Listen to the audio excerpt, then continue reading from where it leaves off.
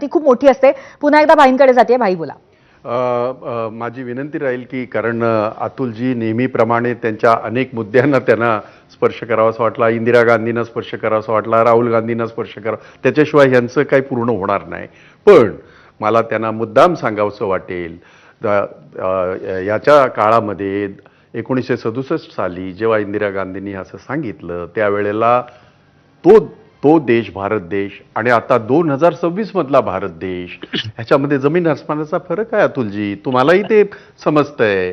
एक गोष्ट अशी आहे की 1962 सालचं चीनचं युद्ध, 1965 सालचं पाकिस्तानचं युद्ध, 1967 सालची परिस्थिती, या परिस्थितीच्या पार्श्वभूमीवर त्यांनी सांगितलं होतं आणि लालबहादूर शास्त्रींनी सुद्धा सांगितलं होतं की आपण सोनं आहे ते आपल्या देशाकडे द्या, जेणेकरून आपला आंतरराष्ट्रीय जो व्यवहार होतो तो त्या माध्यमातून होतो, डॉलरच्या माध्यमातून होतं, त्याच्यासाठी त्यांनी सांगितलं होतं.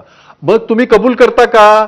आज परिस्थिती देशाची, एकीकडे तर म्हणताय तुम्ही विश्वगुरु, एकीकडे म्हणताय तुम्ही सक्षम भारत, एकीकडे म्हणताय 5वी अर्थव्यवस्था जगातली, पण तुलना करताना तुम्ही 1967 साल 1962 साल करताय.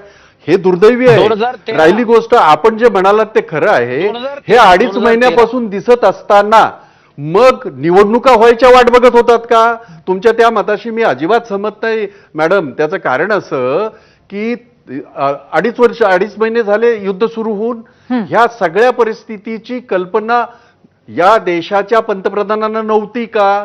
तर होती, पण निवडणुका लढायच्या होत्या. आपण पटकन बोलून गेलात की ते बरं झालं की त्या काळामध्ये तुम्ही दोन महिने वाढवलं नाही. अहो, त्यांना निवडणुका जिंकायच्या होत्या. हाच त्यांचा एजेंडा आहे. आतापर्यंत ही पहिली वेळ नाहीये. अशा पद्धतीने त्यांनी अनेक वेळेला देशाच्या लोकांना नेहमीच अशा पद्धतीने संकटात टाकलेलं आहे.